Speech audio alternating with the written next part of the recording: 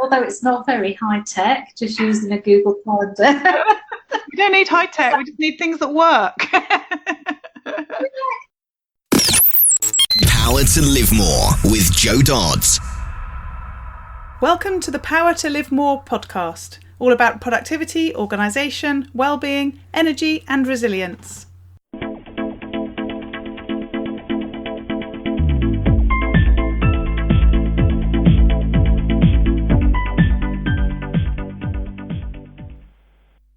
I'm Jo Dodds, and I started this show to enable interesting people to share their stories about how they use their power to live more, and by that I mean to do the stuff that they want to do more than the stuff that they need to or should do.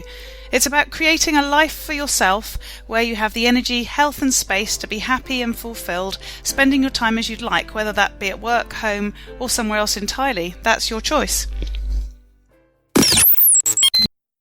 Hello. My name is Ellie Dodds and I'm a co-presenter, and today Jo is interviewing Sharon Gaskin of the Trainers Training Company. Jo and Sharon have known each other for years, although Jo isn't entirely sure how they first met. She thinks via social media or possibly through guest number 5, Sam and Jordan. In any event, they haven't seen each other for years, probably not since Jo last spoke at one of Sharon's events in 2011. That will be remedied in April when Jo is speaking for Sharon at Trainer Talk Live. You can find out more about that in the upcoming speaking section of our website. Sharon Gaskin is the founder of the Trainers Training Company. After a 12-year corporate training career, she set up her own consultancy at the start of 2002 and has worked with corporate clients both in public and private sectors. The Trainers Training Company was established in 2009 as a direct response to the needs and requests that came from other freelance trainers who were struggling to get their business off the ground or wanted to make their existing business much more profitable. Sharon is passionate about helping freelance trainers to succeed and enjoy the adventure of being a business owner. The Trainers Training Company was created to help freelance trainers start up, grow and develop successful, profitable training businesses. All the resources and programs are designed for trainers by trainers because Sharon understands the issues and challenges that are involved. She's been there herself. Back to the studio. Today I'm interviewing Sharon Gaskin of the Trainers Training Company. Hi Sharon, thanks for joining me. Hi Jo, great to be here. Yeah, we've just had to have a little catch up, haven't we, having not seen each other for years. I know. So we're nicely warmed up. Yeah, nicely warmed up, yeah. So start by telling us who you are and what you do. Okay, well, my name's Sharon Gaskin. I run a business called the Trainers Training Company, which I basically set up in 2009.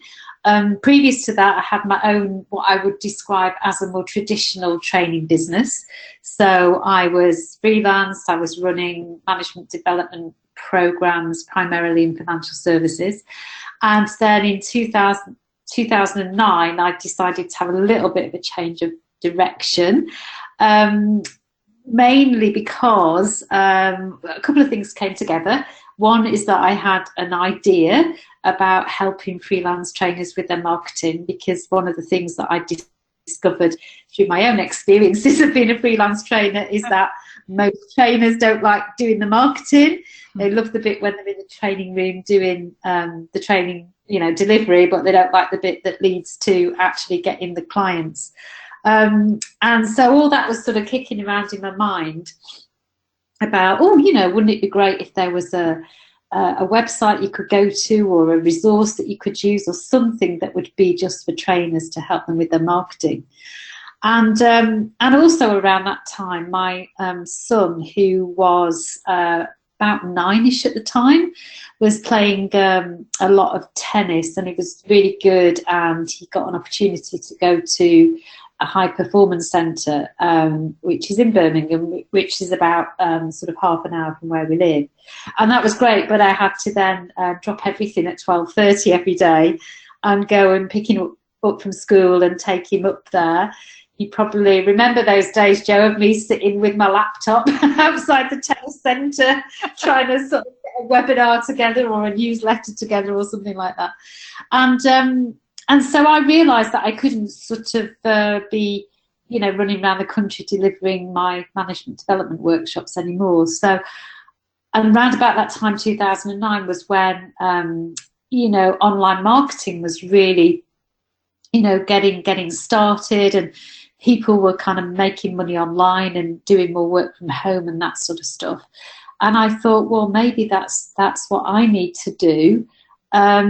So I did. So I closed my old training business down, set up the Trainers Training Company, dedicated to helping freelance trainers with their businesses, and started primarily an online business, and that's where we are still. Yeah, it's lovely. We were just laughing about the fact that you've stuck to the same theme all along. In the meantime, while I've been changing my business a few times. Yes, absolutely. I certainly, developed a niche, obviously, which is obviously something in my own my work with my own clients I tell everybody to do, and definitely stuck to it. And it really has worked for me, because I am known now as that person who helps freelance trainers, and I have one of the things I have in my business is a membership community called Trainer Talk, and I've been running that. Well, that's where we met, really. We met each other online, first of all, and then you ended up coming to speak at one of the first ever Trainer Talk live events that I did way back in 2010, and that's still going strong, and it's really developed over the years, and it is now a membership program. So yeah, lots happening there. Lovely. And how have things developed in terms of sort of why you do what you do? You started it because you had a change in circumstance in your life. Is that what's still driving what you're doing? Yeah, I mean, it definitely started out that way, Jo. I mean, obviously I had to, because I wanted to support Ryan in his tennis, I had to find some way of earning money from the internet and spending more time at home, and very definitely has been a driving force for me, because I don't know whether you know any other kids that play tennis or any sport to a high level.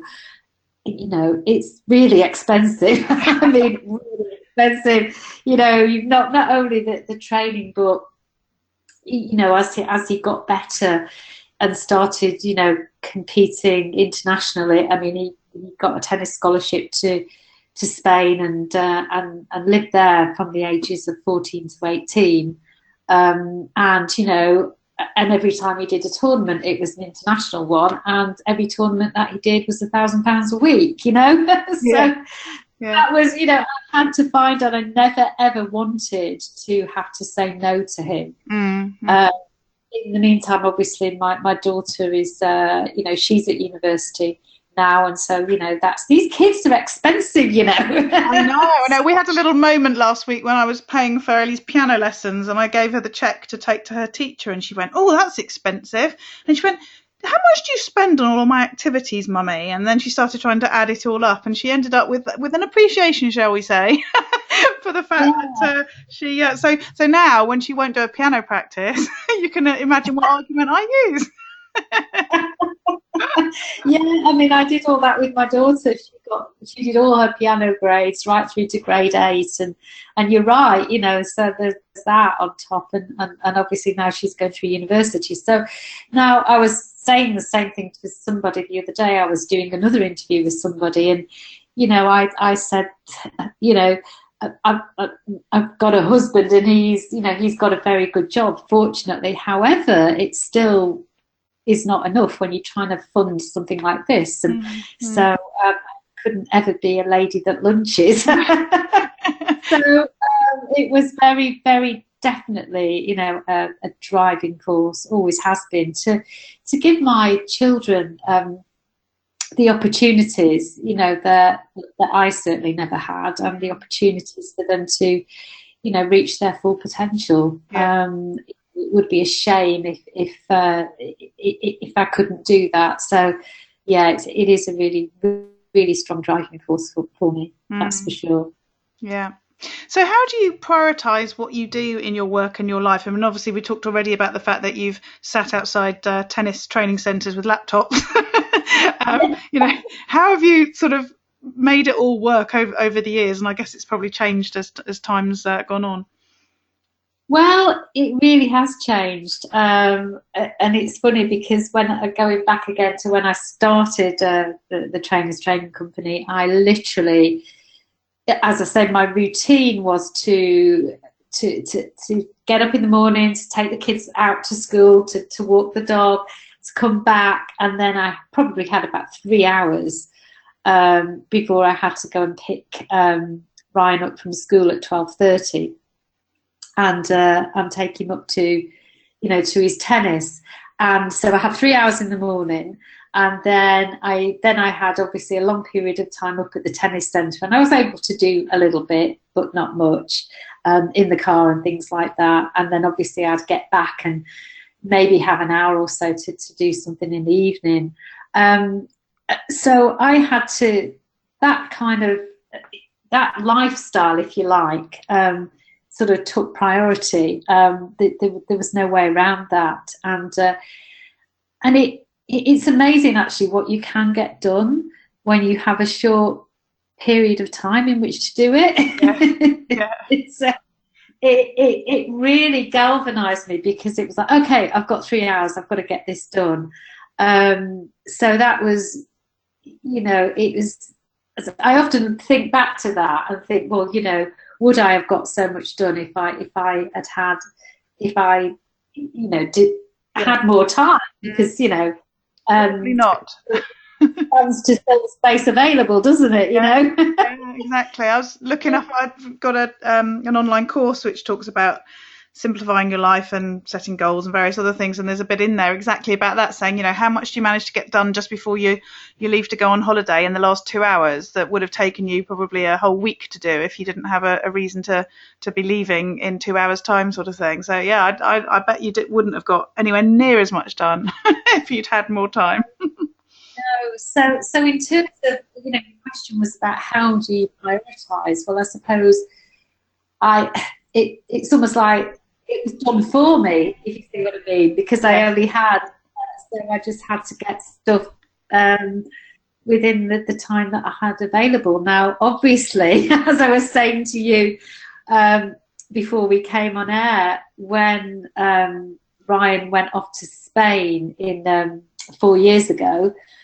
I suddenly didn't have to go and pick him up from school every day. And take him up to Birmingham and stay with him. And certainly at the weekend, I wasn't driving around the country, taking him to tennis tournaments and stuff. My daughter was still at home, that she was at sixth form then at the time, so she was becoming more independent as well. And that was really weird. Suddenly how? Because I woke up he went in the September, and I woke up after, it took me a couple of weeks to get over him actually going. Yeah. As it hard, because he was literally just turned 14, and after I got through that first 2 weeks of sort of feeling miserable, I woke up one morning and I thought, oh, I've got a full-time business now. Previous to that point I hadn't had a full-time business, it had always been a part-time one. And that was like, well, okay, right, what does this mean then? And it was really hard to sort of approach the business in a different sort of way than I had done before, because I was so used to constantly rushing things, doing things on the fly, cutting corners, all that sort of stuff. And all of a sudden it was almost like, oh, I can start doing things a bit more properly now. Did you really swan around for a little while till he got used to it? I don't know about swan around, but it just felt really, really weird. And yeah, it just felt really odd. And then there was a third phase, because obviously then 2 years later my daughter went off to university, and so she's in her third year now. So I've had 2 years plus now of children not being at home, and that's taken me a while to get to grips with that. and there was certainly a phase of me probably not doing as much and maybe just having a bit less motivation. I don't know. I don't know whether it's because you have more time. It makes you be a bit more, you procrastinate more, don't you? Yeah, you can afford to. And so I sort of went through a bit of that. I will admit, I went through a bit of that, but I'm back feeling very sort of focused again now because I've got more used to it. So it's all been a bit of a transitional phase, I think. Yes, yeah. So what about actually organising to get stuff done? How do you do that? How do you manage tasks and the things that you need to do? And I guess that may have changed as well. But what are your tips for that? Well, everything basically is scheduled. So I'm a big believer in, if it's not scheduled, then it doesn't get done. Mm-hmm. So pretty much everything goes into my Google Calendar. I mean, that's not a high-tech tool. It's very simple. And I found that really works for me. So the exercise that I've just completed, last week actually, which was it was like pulling teeth, but I was so glad that I finished it.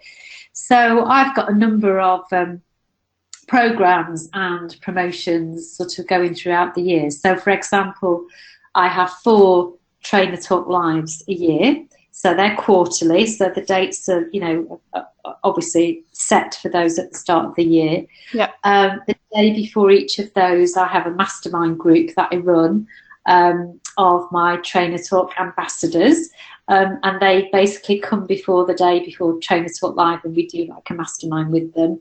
There's a number of webinars I do throughout the year. I do 2 online programs.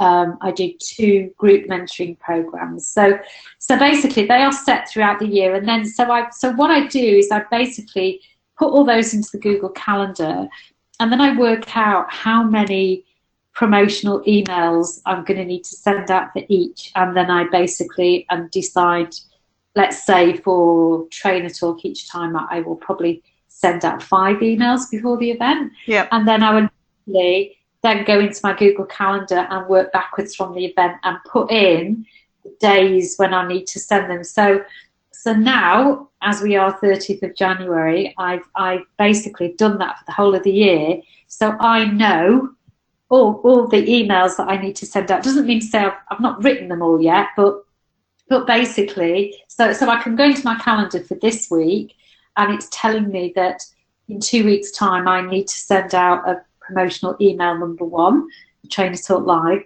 and so I will need to write that obviously this week, next week, and I just find that although it's really hard to do it when you're pulling it together, it's done now, and I pretty much know what I'm doing for the year, which is great. Yeah, I mean, I really favour that sort of way of structuring it, in the way that then, in effect, you're just creating a structure where you can fill in the gaps. As you say, you just need to write the email now. You know which email it's going to be. You know what the message is, and you know when it needs to go out. You just need to do it now, don't you? So, yeah, exactly. So that's, although it's not very high tech, just using a Google Calendar. We don't need high tech. We just need things that work. I've put obviously things like, so I will use different calendars and then sort of toggle them on and off. Like you can do that. Yeah. And, things will be in different colours, but basically everything is in there. So yeah. Do you have a to-do list as well? Do you keep something with other tasks, or is it all done through the calendar? Well, that's where that's the sort of the nerve centre, if you like, Google Calendar. You're picking it up now. I couldn't think of the right word, but then from that, basically I have a piece of paper. I'm really into not having loads of stuff on the desk. Yeah. So for example, I will literally just have one piece of paper throughout the day where I will scribble down, key things that need to get done and whatnot, and that'll be it. And then I've got a notebook, one of those project notebooks that are kind of separated, and I was separated by subject dividers. So I'll have like notes. One section will be like my mentoring clients. Another section will be anything to do with trainer talk. Another section would be things to do with the online business development clinics that I run every month. And so in terms of paper, that's pretty much all I keep. Mm-hmm. So I find that if I start having loads of stuff on the desk, I get distracted, I get overwhelmed and things. So I just try and keep things really, really simple. Yeah. So are there any tools or apps that you use alongside what you've mentioned already, or is that the sum total of it? No, it's not the sum total of it, no. Do you mean just in my business, or do you mean to manage time? Just generally, the things that you would recommend that you use to do things, whatever that doing might be. Well, I use. I don't know whether this is what you're looking for, but I use Zoom a lot, because I do, as I say, a lot of. I only really do 4 live events a year, and everything else is done online. So I speak to. So all my programs, they're all done through Zoom. Yeah. All my one-to-ones are done through Zoom. All my meetings and webinars are done through Zoom. So I love that. And use that an awful lot. Mm-hmm. I use for social media, because obviously I do social media scheduling. So there's been so many of them over the years, hasn't there? Some you like, some you don't like. And I've been using Meet Edgar for quite a long time now, probably for a couple of years. The reason why I like that is I used to use Buffer, and I used to get so fed up with the fact that when all the content was used up, you had to then go and put it back in again. Yeah. And oh God, you seem to be doing that every week. The great thing about Edgar is that once you put it in there, it stays there, which is great. So I think that's been a real genius invention, actually. By a social media manager, in fact. That was where she came from in her why she decided to put it together, because that's what she taught. I can't even remember the lady's name now, but I can't remember her name now, but yeah, she did. Born out of her own pain things, wasn't it? Laura Roden. That's it. And genius bit of kit there. I've just come across something actually that I started using this week, which is something called Missing Letter. Oh, not heard of that one. It's great. And basically what it does, it pulls you basically link it up to your blog. So I have a blog that goes out every week, and it links it up to there, and then it pulls everything into the dashboard, and then it basically will put together a series of 12 social media posts for you from this blog. I know, and it will even tell you the dates. It does everything, and it will even tell you the dates, suggest the date that you can send it, and it's amazing, and that's all you need to do. Making a note as we speak. Did you say Missing Letter? Missing Letter, yeah. Yeah, okay, right. Noted that. Really impressed with that, because I signed up for it, and then I thought, surely not, and then it linked up to my blog, and it was really easy. Yeah. And then they sent me an email, and they said, your first campaign is ready to go, and I was like, okay, and I went into it, and I was like, flipping heck, all I need to do is they've done everything for me. It's amazing. Brilliant. That really makes it sound worth blogging, other than you do it and then you have to go through all the rigmarole of promoting it and everything. It actually almost gets me excited about the idea of writing a blog. Almost, maybe not quite. Oh dear. Oh, that sounds really cool. Lovely. Yeah, really, really like that. So check that one out. Yeah, will do.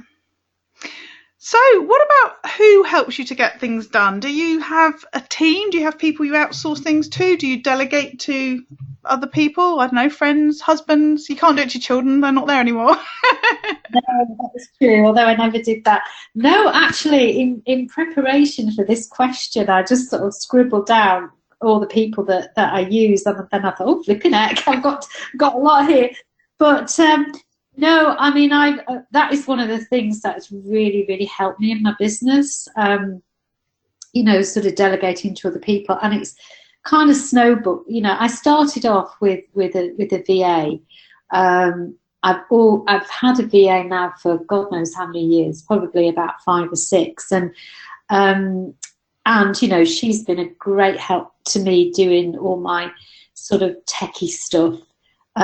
So, for example, things like the newsletter that goes out once a week, all I do is basically put the topics into a spreadsheet, and basically she will do the rest and send me a test, and I approve it, and then it's ready to go. So I've always had that. I started off with that. That was the first, me dipping my toe into the water in terms of, getting help.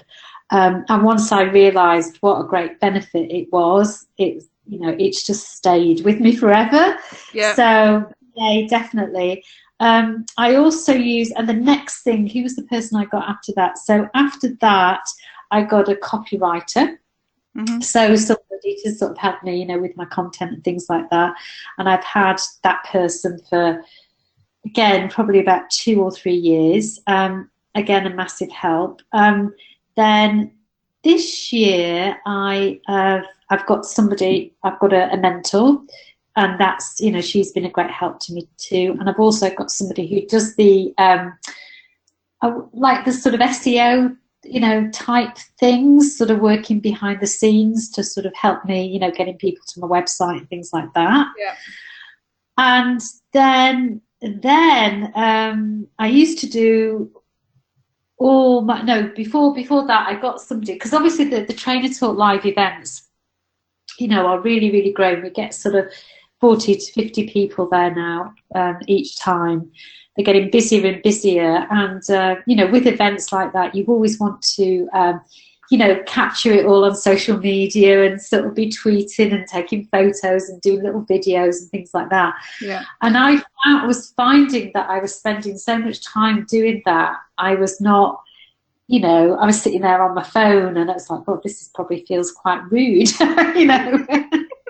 So I thought, God, I really need to get. So I managed to get somebody with it again within my network to come and do that. And so at the last Trainer Talk, she came and she just took charge of everything. She did all the photos, she did all the videos, she did all the social media, and massive difference. That was lovely. Yeah. She's doing that, and then I've now got somebody who does all my accounts and invoices, because now I'm having to charge VAT, and it's like, oh, everybody's got to have an invoice, and all that business as well. She does all that. So I've got quite a little team around me now. Yeah.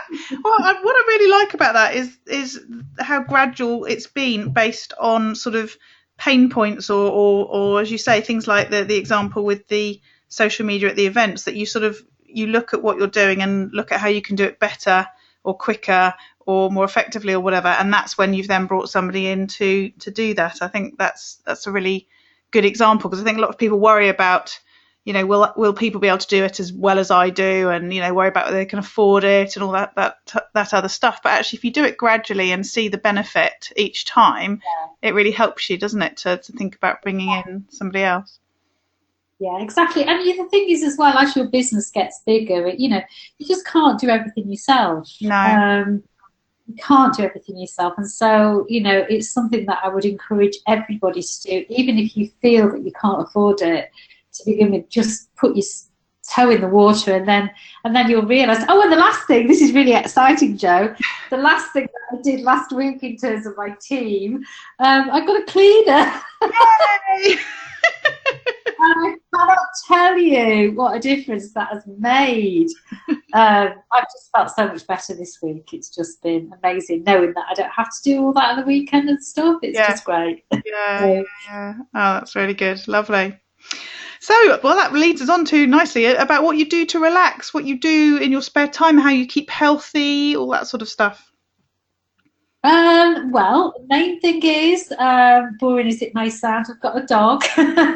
So I have to take her out twice a day, and I do that in all weathers.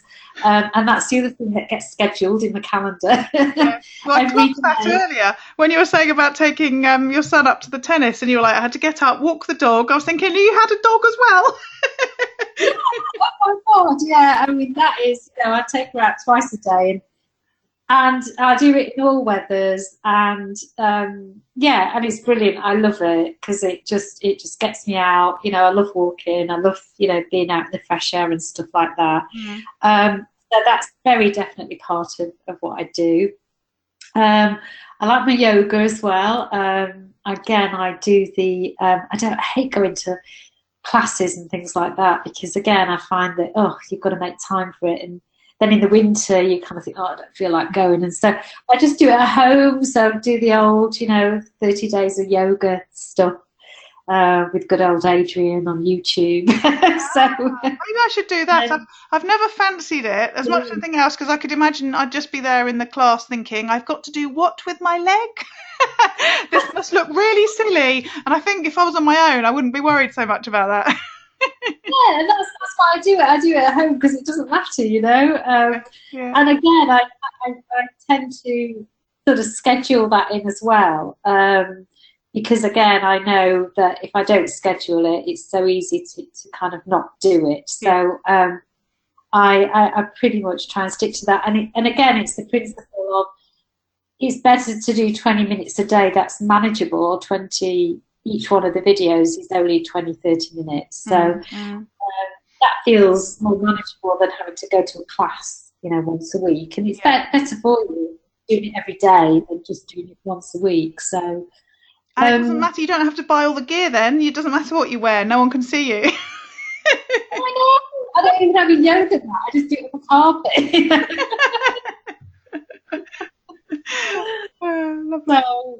But yeah, and I certainly do feel the benefits. Certainly do. If I ever go through a period, I had about 2 or 3 weeks recently where I kind of got out of it, and I didn't. I could tell that I didn't feel as good. So I've got back into it again now. So so I love doing that. Lovely. So what about learning and improving yourself? You've been in business 10 years now, you said, didn't you? And you've really developed it a lot during that time. Have you particularly focused on developing yourself at the same time? You're a trainer. You can't be saying anything different than yes. I'll test you though. Well, yeah. Yes and no. I mean, one of the things actually you were talking about relaxing, that I didn't. Well, a couple of things. Obviously, I set myself. I did the 30, not 30 days. The Goodreads. The website Goodreads. Yes. I did the reading challenge last year. Oh, that explains why you keep popping up on my email, because I never look at Goodreads, but I do get the notifications, and your name came up a lot. That's probably why. I set myself a challenge to read 52 books last year.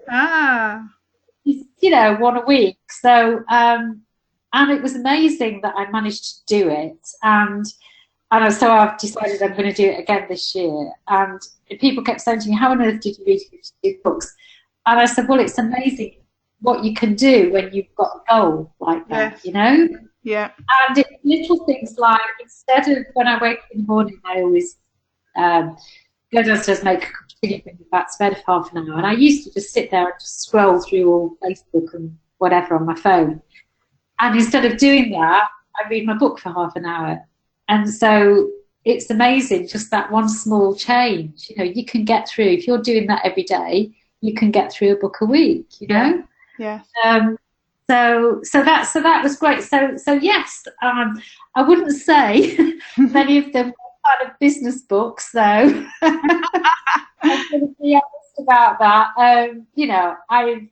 I have read a lot of business books. I mean, I've got a lot of them on my shelf. I found, to be perfectly honest, a lot that just say the same thing. Yeah. In different ways. Pages when 25 will do. That's what I often think. Exactly. The other thing, though, I am a massive listener, you'd be pleased to know, listener of podcasts because, well, because I do that when I'm out walking the dog. So that's what I do. So I listen to a lot of podcasts. I have to say most of them are tennis related. Every tennis podcast going. But one of the ones, it's not really a podcast, but it's a program that I downloaded years ago, and I find that I return to it again and again if I'm ever going through a stage where I'm feeling a bit, I'm not feeling positive, or I need to sort of, to get more motivated and things like that. It's a program called Creating Power.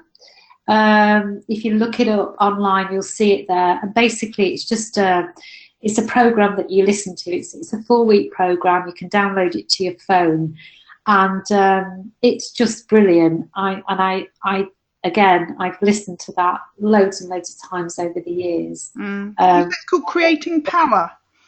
Creating Power, yeah. And it's all the old stuff about, training your brain to sort of think more positively and all that kind of stuff.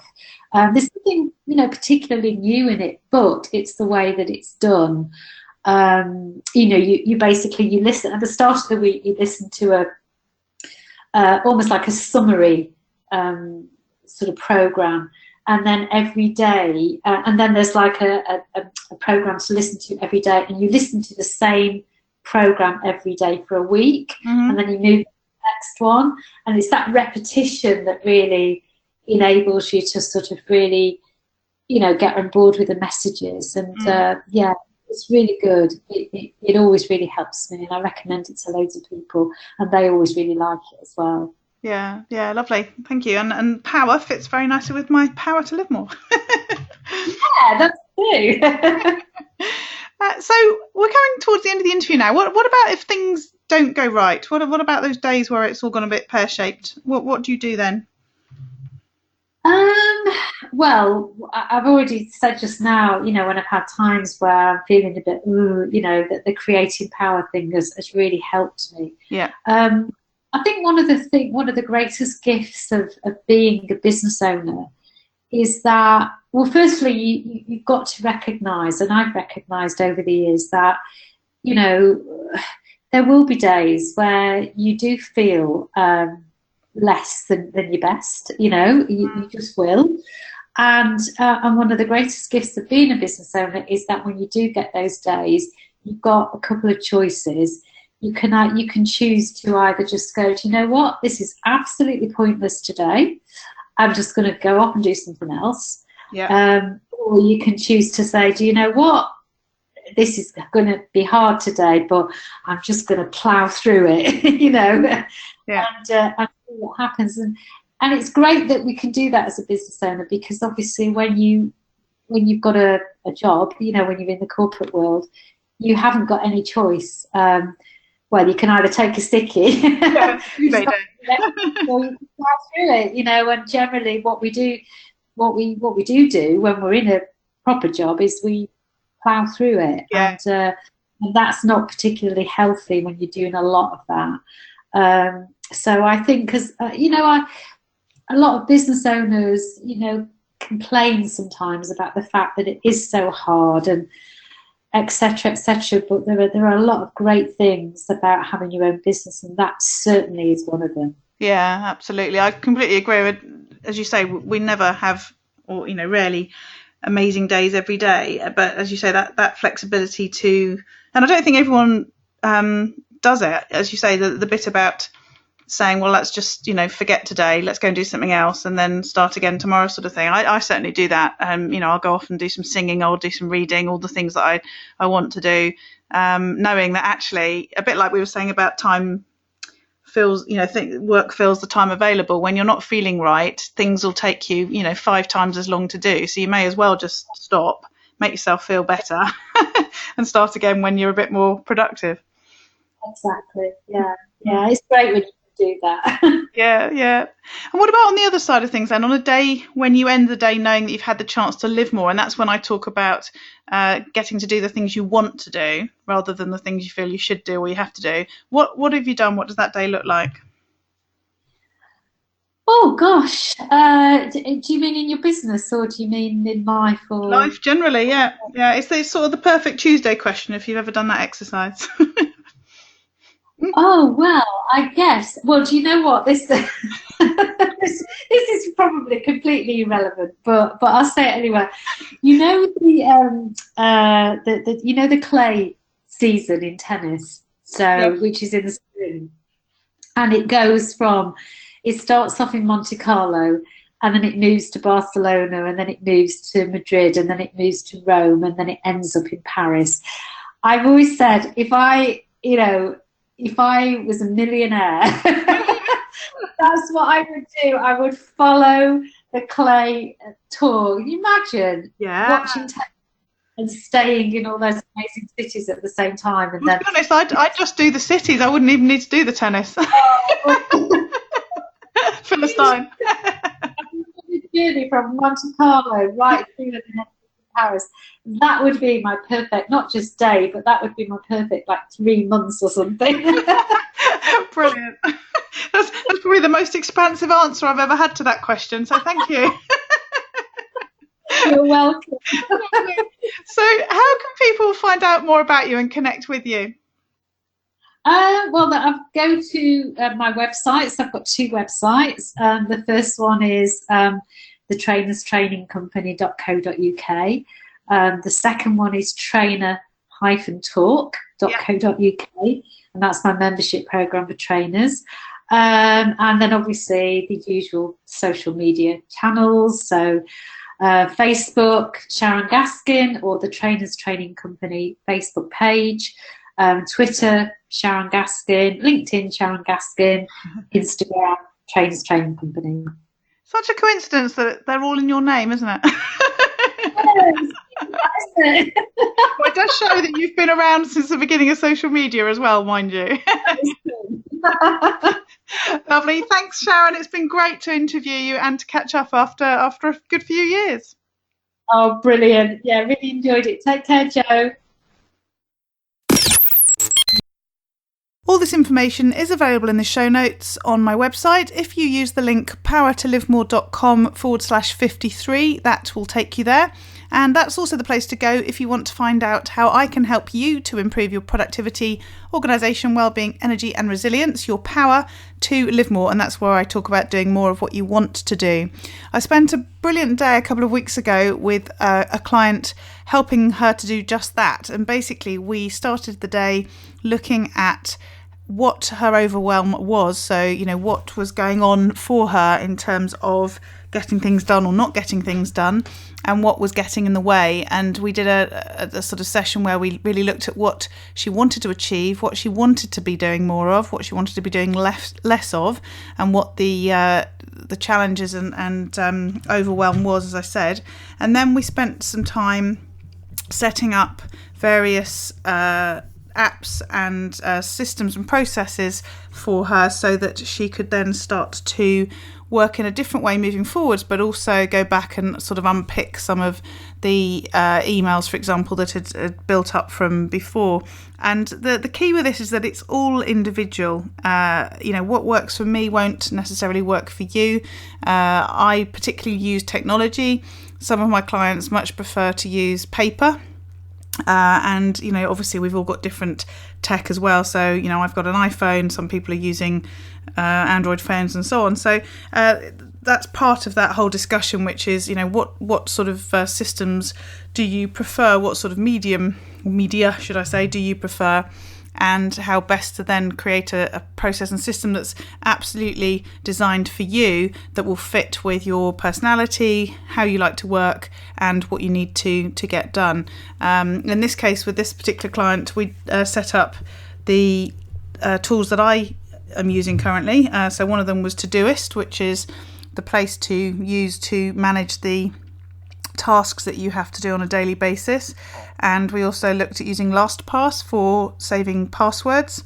We also looked at setting up Evernote, which she was using already, but wanted to sort of restructure and be clear about what she was going to put there and how she was going to organise it so that she could find things again moving forwards. And I think the real key was going through her email and actually literally looking at every email that was sitting there and making a decision about what to do with it. And I think that's often the issue, that because we don't have systems and processes set up, or we don't have a trusted system for all our things that we need to get done, we then, when we have things pop up in our inbox or just into our lives or through the door or whatever that we need to get done, we don't quite know what to do with them. And quite often, rather than making a decision, we'll leave them sitting there until we have the time or the energy to actually make that decision about what to do with them. And that's what can create a lot of the overwhelm, because we end up with this like long pile of things that are building up.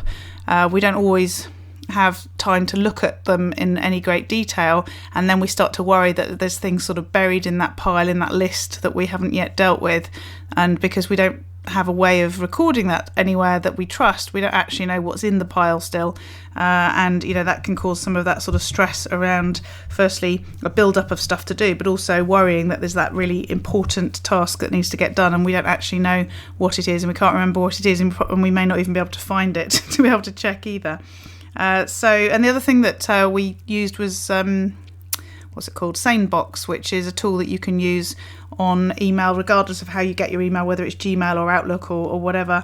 And it helps to sort your email for you so that actually on a daily basis, the emails that drop into your inbox are the ones that are vital, and they're not sort of the newsletters and the nice to knows, the receipts and all that sort of stuff, which get allocated to different folders. So you can sort those quite quickly in a sort of bulk way.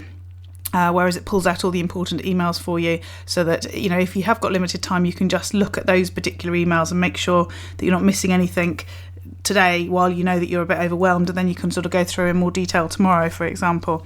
So those were some of the tools that we used, which you might find interesting yourself. But as I said, it is very personal. So it may be that if it's paper, that you just use a simple to-do list, or use one of the new paper organising systems that have come through. There's quite a lot of planners. You'll remember that I interviewed Sophie Jury from the Ultimate Diary Planner right near the beginning of the podcast, and that's an option. There's things like the bullet journals that people are starting to use now. There's also a system that I keep meaning to look up, and I will now, because I was trying to tell my client about it and I sounded extremely vague, which is a paper-based to-do list that I used many years ago, which I used to find really useful, albeit, as I said, I'm now much more into my technology, and my smartphone is where I want everything to be. But lots of different ways and routes to getting organised. But as I say, it does need to be individualised. It does need to be personal to you, because fundamentally you're only going to do the things that you enjoy and find easy to do to organise yourself. You're not going to follow other people's systems, or you might do for a short period of time, but it's not sustainable, which is one of my 5 S's. If you're trying to fit yourself into the wrong shaped box, shall we say. So if you're interested in finding out how I can help you, then the best thing to do is to go to the website engagementandwellbeing.com/power chat and sign up for that, and we can have a conversation about what your issues are and how you might be looking for some help, and see if I can help you with that. So that's engagementandwellbeing.com/power chat. So to go back to the podcast, the information, as you know, is available in the show notes. If you want to find those, then go to powertolivemore.com/53, and we look forward to speaking to you next week. Use your power to live more.